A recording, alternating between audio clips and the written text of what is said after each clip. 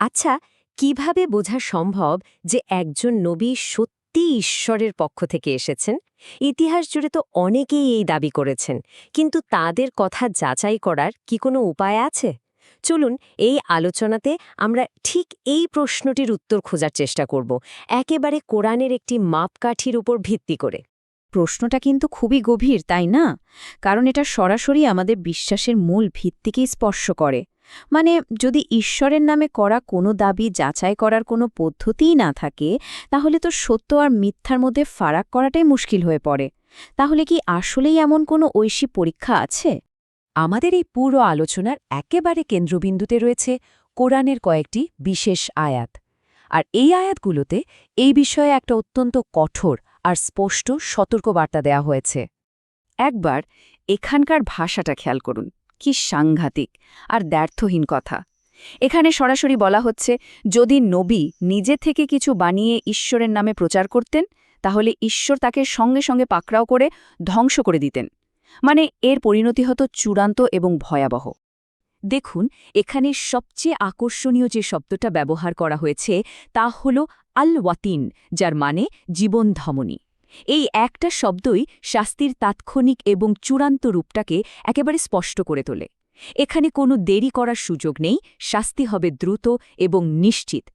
কিন্তু এখানে একটা প্রশ্ন আসে, একজন নবীর প্রতি করা একটি নির্দিষ্ট সতর্কবার্তা, সেটা কিভাবে একটা সাধারণ ধর্মতাত্ত্বিক নীতি বা আইনে পরিণত হল? চলুন, এই ধারণাটা ঠিক কিভাবে গড়ে উঠল সেটা একটু তলিয়ে দেখা যাক। তো প্রথমে যদি আমরা মূলধারার ইসলামী চিন্তাধারার দিকে তাকাই, তাহলে এর ব্যাখ্যাটা হল এই আয়াতগুলো বিশেষভাবে নবী মোহাম্মদ সাল্লাল্লাহু আলাইহি ওয়াসাল্লামের সত্যতাকেই প্রতিষ্ঠা করার জন্য। মানে, তিনি যদি মিথ্যাবাদী হতেন তাহলে এত লম্বা সময় ধরে তার কাজ সফলভাবে চালিয়ে যেতেই পারতেন না। ঈশ্বর তাকে তার আগেই ধ্বংস করে দিতেন। ঠিক এই জায়গাতে আহমদিয়া ব্যাখ্যা একটা নতুন মাত্রা যোগ করে। তাদের মতে এটা কেবল একজনের জন্য প্রযোজ্য কোনো ঘটনা নয়, বরং এটা ঈশ্বরের একটা সার্বজনীন আইন, বা যাকে বলে সুন্নাতুল্লাহ। মানে, এটা হলো ঈশ্বরের কাজের একটা অপরিবর্তনীয় নিয়ম। এর অর্থ হল, যে কোনো যুগে যে কেউ নবুয়াতের দাবি করলে তার ক্ষেত্রেও এই একই নীতি কাজ করবে। এই ধারণাটার বিকাশ কিন্তু বেশ ইন্টারেস্টিং। দেখুন, এটা শুরু হচ্ছে একটা নির্দিষ্ট ঘটনা থেকে, তারপর সেখান থেকে ঈশ্বরের একটা সাধারণ কার্যপ্রণালীকে চিহ্নিত করছে, আর শেষে গিয়ে সব ভবিষ্যৎ দাবিদারদের জন্যই একটা ইউনিভার্সাল টেস্ট বা সর্বজনীন পরীক্ষাতে রূপান্তরিত হচ্ছে। বেশ, তথ্য তো বোঝা গেল, কিন্তু এই নীতিটা বাস্তবে কিভাবে কাজ করে চলুন দেখি। ঐতিহাসিক ব্যক্তিত্বদের ওপর এই পরীক্ষাটা কিভাবে প্রয়োগ করা হয় বলে দাবি করা হয়। প্রথম উদাহরণ হিসেবে নবী মোহাম্মদ সাল্লাল্লাহু আলাইসাল্লামের জীবনকাল দেখা যাক। তিনি প্রায় ২৩ বছর ধরে তার নবুয়তের দাবি প্রচার করেছিলেন। আর এত বাধা বিপত্তি সত্ত্বেও তিনি একটা পূর্ণাঙ্গ মিশন শেষ করে স্বাভাবিকভাবে মৃত্যুবরণ করেন। তো এর মানেটা কি দাঁড়ালো? যুক্তিটা হলো, যেহেতু তিনি এত তীব্র বিরোধিতা সত্ত্বেও ২৩টা বছর টিকেছিলেন এবং সফল হয়েছিলেন, সেটাই প্রমাণ করে যে তিনি ঈশ্বরের পক্ষ থেকে সুরক্ষিত ছিলেন।